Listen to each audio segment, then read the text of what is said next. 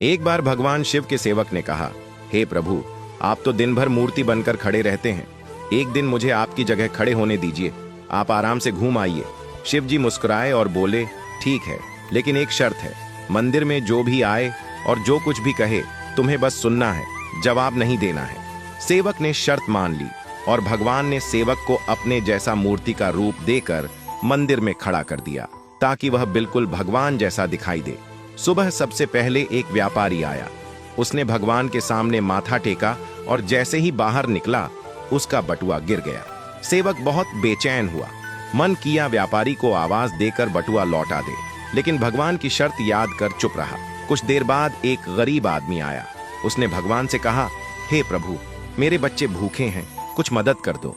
तभी उसकी नजर बटुए पर पड़ी। उसने भगवान को धन्यवाद दिया और बटुआ उठाकर चला गया।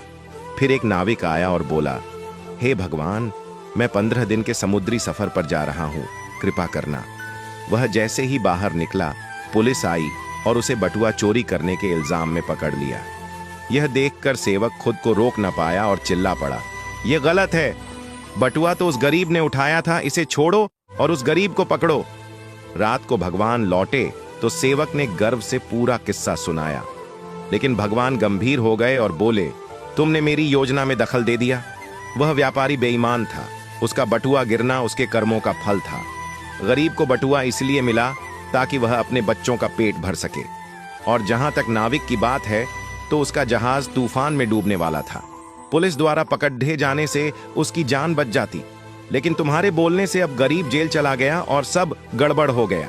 फिर भगवान बोले, सेवक याद रखो, जो कुछ भी होता है उसमें मेरी योजना होती है। तुम्हारी नजर सिर्फ उस पल की सच्चाई देखती है, लेकिन मैं संपूर्ण समय और कर्मों को देखता हूं। इसीलिए जब भी तुम्हें कुछ गलत लगे तो समझ लेना कि मैं तुम्हारे भले के लिए ही कर रहा हूं। हर हाल में मुझ पर भरोसा रखो।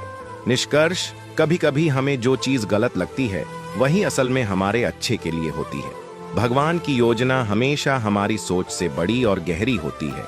इसलिए हर हालात में भगवान पर भरोसा बनाए रखना चाहिए, क्योंकि जो भी होता है वह हमारे अच्छे के लिए ही होता है।